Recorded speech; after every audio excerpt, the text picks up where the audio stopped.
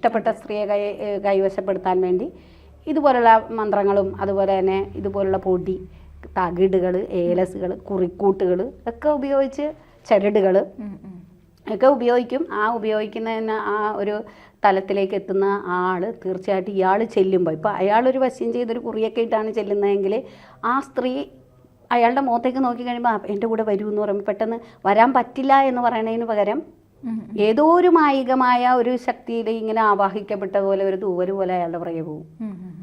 എന്താ സംഭവിച്ചതെന്ന് അറിയുന്നതിന് മുന്നേ അയാൾക്ക് അടിമപ്പെട്ടു പോയിട്ടുണ്ടാവും. അപ്പം ചിലപ്പോഴും മിക്കവാറും ഈ വശീകരണമൊക്കെ ചെയ്തിട്ടുള്ള വ്യക്തി എന്ന് പറയുമ്പോൾ ആ വ്യക്തി ഈ സ്ത്രീ അല്ലെങ്കിൽ ഈ പുരുഷൻ ഇത് ആർക്ക് വേണ്ടിയാണോ ചെയ്തിരിക്കുന്നത് ഇയാളെ കാണുമ്പോൾ ശരിക്കും അവൾ ഷിവർ ചെയ്യും.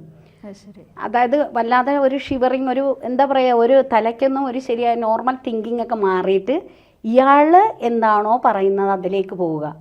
അല്ലാതെ അവർക്ക് സ്വന്തമായ ഒരു സ്റ്റാൻഡ് ഇല്ലാത്ത പോലെയൊക്കെ, അതായത് ഒരു ബോധമില്ലാത്ത തലത്തിലേക്ക് ഇയാളിലേക്ക് അത്രയ്ക്ക് അങ്ങോട്ട് അഭിനിവേശപ്പെട്ടു പോകുക, അടിമത്തത്തിലേക്ക് പോവുകയാണ്. അപ്പം അങ്ങനെയുള്ള കാര്യങ്ങളൊക്കെ വശ്യത്തിൽ ചെയ്തു കൊടുക്കുക എന്നുള്ളത് തീർച്ചയായിട്ടും നെഗറ്റീവാണ്. അത് കർമ്മദോഷത്തിലേക്ക് പിന്നീട് നയിക്കും. അപ്പം അങ്ങനെയുള്ള നെഗറ്റീവ് ഇമ്പാക്റ്റിലൂടെ വശ്യം ചെയ്യുക എന്ന് പറയുന്നത് തീർച്ചയായിട്ടും അത് ശരിയായൊരു രീതിയല്ല. പക്ഷേ തീർച്ചയായിട്ടും പലരും അതിന് സ്വന്തം ആവശ്യങ്ങൾക്ക് വേണ്ടിയിട്ടും സ്വന്തം ഇഷ്ടത്തിന് വേണ്ടിയിട്ടും സ്വന്തം പ്രണയ സാക്ഷാത്കാരത്തിന് വേണ്ടിയിട്ടും ഒക്കെ ചെയ്യും. അതുപോലെ തന്നെ ചില വീടുകൾ വലിയ ഭംഗിയുള്ള, അവർക്കിപ്പോൾ വിൽക്കണമെന്നൊന്നും താല്പര്യം ഉണ്ടാകില്ല, പക്ഷെ നമുക്കത് വേണം എന്നുണ്ടാകും. അപ്പോൾ നമ്മൾ ചെന്ന് വില ചോദിക്കുന്നു, അവരത് വിൽക്കുന്നില്ല എന്ന് പറയുന്നു, അല്ലെങ്കിൽ ഇപ്പം വേണ്ട, ഇപ്പം ഈ വിലയ്ക്ക് പറ്റില്ല എന്ന് പറയുന്നു.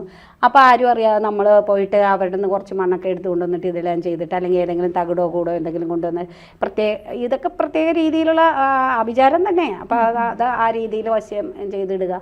അപ്പോൾ അങ്ങനെയൊക്കെയുള്ള ചെയ്തിട്ട് കഴിയുമ്പോഴത്തേക്ക് പിന്നീട് നമുക്ക് അവർ പിന്നെ അയാൾ നമ്മളെ കാണുമ്പോൾ ചോദിക്കും, അന്ന് വന്നിരുന്നപ്പോൾ ഞാൻ വേണ്ടാന്ന് പറഞ്ഞു, പക്ഷെ നിങ്ങൾക്ക് തരുന്നതാണ് നല്ലതെന്ന് എനിക്ക് തോന്നി. ഇപ്പോൾ വീണ്ടും വന്ന് ചോദിക്കുമ്പോഴത്തേക്ക്, അല്ലെങ്കിൽ വീണ്ടും ചോദിക്കാതെ അയാൾ അതിലെ കൂടി കണ്ടുമുട്ടുമ്പോൾ പോലും ചിലപ്പോൾ ഇയാളൊന്നും മിണ്ടിയിട്ടില്ലെങ്കിലും അയാൾ പറയും, അന്ന് വന്ന് ചോദിച്ചിരുന്നില്ലേ, അപ്പം ഞാൻ വേണ്ടാന്ന് പറഞ്ഞു, പക്ഷേ പിന്നീട് ആലോചിച്ചപ്പോൾ എന്തിനാണ് ഞാൻ ആ സ്ഥലം അവിടെ വെറുതെ ഇട്ടിരിക്കുന്നത്, അല്ലെങ്കിൽ ആ വീട് എന്തിനാണ് ഇട്ടിരിക്കുന്നത്, അത് സെയിൽ ചെയ്യാമെന്ന് വിചാരിച്ചു. അപ്പം നിങ്ങൾ എന്താ പറയുന്നത്, കണ്ടോ, അപ്പോൾ കാര്യം ഈസിയായി.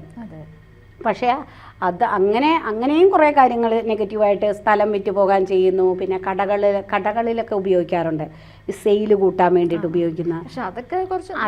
അത് പിന്നെ സെയിൽ കൂട്ടുക എന്ന് പറഞ്ഞാൽ ഒരാളുടെ ദോഷങ്ങളൊന്നും ചെയ്യുന്നില്ലല്ലോ, അവിടെ ദോഷം ചെയ്യുന്നു. ജ്യോതിഷവുമായി ബന്ധപ്പെട്ട എല്ലാ വിശേഷങ്ങളും നിങ്ങളിലേക്ക് എത്താൻ ABC ജ്യോതിഷം സബ്സ്ക്രൈബ് ചെയ്യുക.